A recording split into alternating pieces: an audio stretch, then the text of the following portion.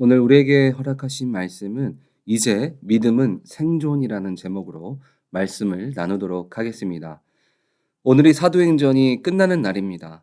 주님을 알고자 로마에 있는 사람들이 바울을 찾아왔습니다. 바울은 로마에 도착해 로마에 있는 권위 있는 유대인들에게 자신이 겪은 일들을 이야기하였습니다. 로마에 있는 유대인들은 바울의 말에 귀를 기울이기 시작했습니다. 그가 그렇게까지 믿는 복음이 무엇인지 너도 나도 다 듣기를 원했습니다. 듣기를 원하는 사람이 얼마나 많은지 23절을 보면 그들이 날짜를 정하고 그가 유숙하는 집에 많이 오니 바울이 아침부터 저녁까지 강론하여 하나님의 나라를 증언하고 모세의 율법과 선지자의 말을 가지고 예수에 대하여 권하더라.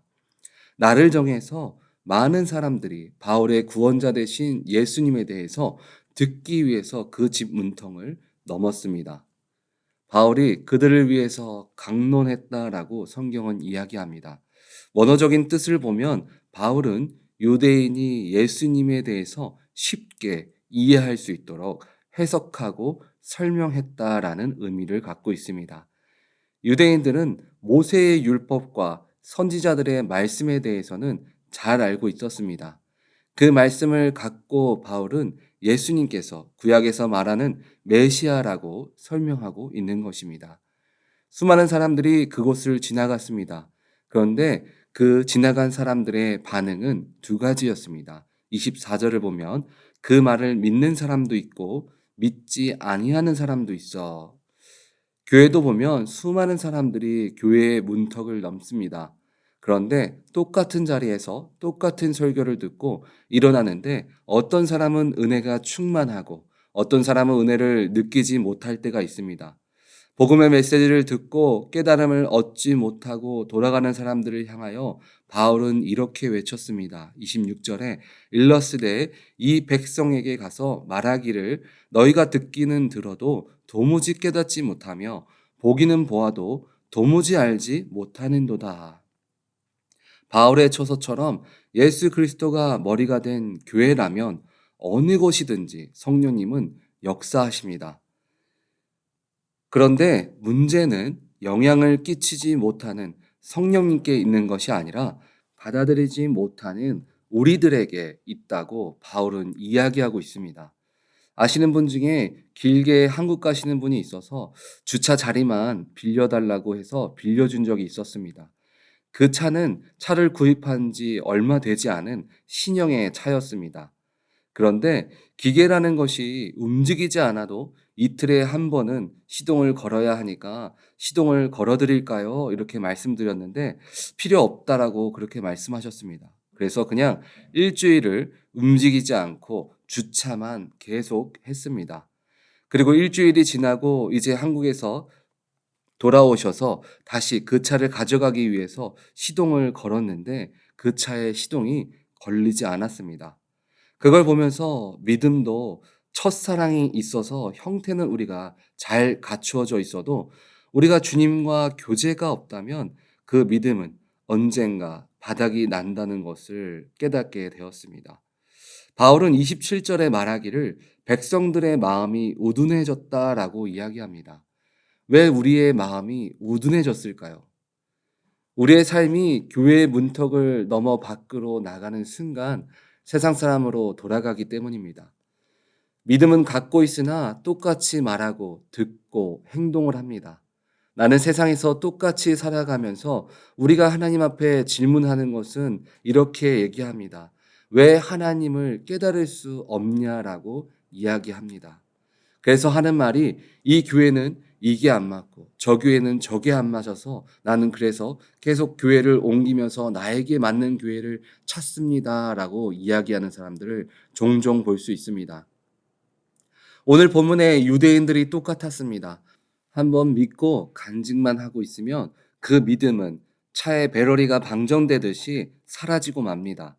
우리가 하나님의 일하심을 주위 사람들을 통해서 듣고 또 눈으로 직접 봐도 우리 마음이 믿음 안에 없다면 내게 와닿을 수가 없습니다.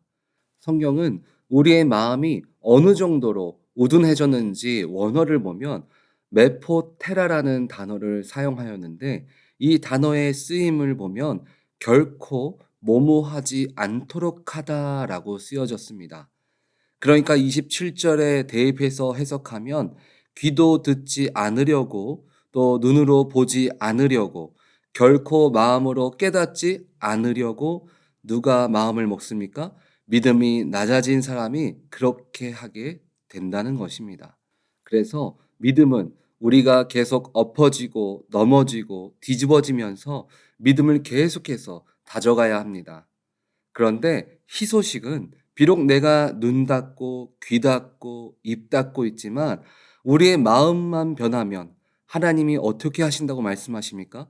깨닫고 돌아오면 고쳐준다라고 말씀하십니다. 만약 이런 상황이 끝나지 않고 계속되어진다면 어떤 일들이 일어날까요? 28절을 보면 그런즉 하나님이 이 구원이 이방인에게로 보내진 줄 알라. 그들은 그것을 들으리라 하더라. 하나님은 우리를 만드시고 그리고 믿음을 주시고 우리를 향한 계획들이 쫙 예비되어 있는데 그걸 감당해야 하는 우리가 감당을 하지 못하니까 하나님이 하신 방법이 처음에는 우리를 회복도 시켜주시고 다시 세워주시고 그렇게 일을 할 수 있도록 계속 일으켜 세워주십니다. 그런데 그러도 안 되면은 하나님께서 그때 하시는 작업이 요한계시록 2장 4절 5절 말씀을 보면 그러나 너를 책망할 것이 있나니 너희 처음 사랑을 버렸느니라. 그러므로 어디에서 떨어졌는지를 생각하고 회개하여 처음 행위를 가지라. 만일 그리하지 아니하고 회개하지 아니하면 내가 내게 가서 내 촛대를 그 자리에서 옮기리라. 하나님이 우리가 부족하다고 모자르다고 우리를 버려두시지 않지만 내가 해야 할 일을 어쩔 수 없이 다른 사람에게 옮기신다는 겁니다.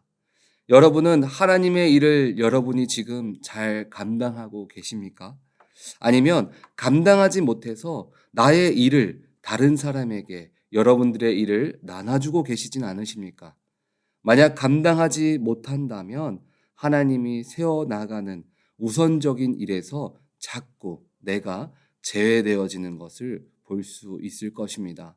이스라엘의 초대 왕인 사울의 모습을 보면 처음 이스라엘 왕이 되었을 때에 하나님이 그에게 촛대를 주셨습니다. 그는 겸손하고 다른 사람 앞에서 서기를 부끄러워할 줄 아는 그런 사람이었습니다. 그런데 그가 내 마음이 앞서감으로 우둔해지자 하나님은 이스라엘 백성들을 통해서 일은 해야 하고 사울은 혼자 방황하고 있기 때문에 처음에는 그가 올바로 갈 수 있도록 이렇게도 해보시고 저렇게도 해보시고 혼내도 보셨지만 그 일을 감당하지 못했습니다. 그래서 하나님의 계획들 이뤄나가기 위해서 어떻게 진행하셨냐면 그에게 있던 촛대를 다윗에게 옮기는 것을 우리가 성경을 통해서 확인할 수 있습니다. 여러분들은 여러분에게 있는 그 촛대를 꼭 붙잡으시기 바랍니다. 내가 그 촛대를 붙잡고 있어야지만 축복도 받고 하나님의 일하심을 매 순간 경험할 수 있게 되는 것입니다. 비록 주님이 이방인에게 구원을 넘기신 것은 궁극적으로 내가 선택받은 백성인데 왜 나는 안 되고 이방인인 저 사람들은 되는 거야 하면서 선택받은 백성으로서 하나님께 돌아올 수 있도록 깨닫는 계기를 만들어 주신 것입니다. 사람은 때때로 과거에 매여서 현재를 살아가지 못할 때가 있습니다. 내가 왕년에는 돈을 얼마나 벌었는데, 내가 예전에 신앙생활을 이렇게까지 했었는데, 우리가 살아가는 세상은 직책이 올라갈수록 수고를 덜 합니다. 그러나 하나님의 일은 다릅니다. 내가 해야 할 일인데 누군가 그것을 자꾸 하고 있다면 내 자신이 연약해졌나 돌아봐야 합니다. 그것이 아니라면 우리는 내가 할 수 있는 내 자리에서 할 수 있는 다음 일을 찾아 나가시기를 바랍니다. 현재와 미래의 역사하실 주님을 붙잡으십시오. 다른 사람의 일하시는 하나님을 보면서 나도 예전에는 더 잘했지. 그런 마음이 드신다면 여러분 입술로 주님, 내가 지금 주의 일 하심 가운데 서 있기를 원한다라고 선포하십시오. 과거에는 젊어서 되고 지금은 나이가 많아서 안 되는 것이 아닙니다. 내 믿음만 살아있다면 주님은 다시 우리에게 나에게 맞는 촛대를 다시 옮겨 주실 것입니다. 우리는 우리의 믿음이 방전되지 않도록 삶 속에서 계속 믿음을 사용해야 합니다. 과거의 사람이 아니라 현재 진행으로 미래 지향적으로 하나님의 일하심을 나에게 떠나지 않도록 붙잡고 나아갈 때 우리는 주님의 일하심이 우리의 눈과 귀에서 그리고 마음에서 떠나지 않을 줄 믿습니다. 그래서 우리는 과거의 하나님을 붙잡고 사는 것이 아니라 지금 이 자리에 우리에게 역사하시는 주님을 향해 나아가는 우리 오렌지 한인교회 모든 식구들이 되시기를 간절히 바랍니다. 아멘.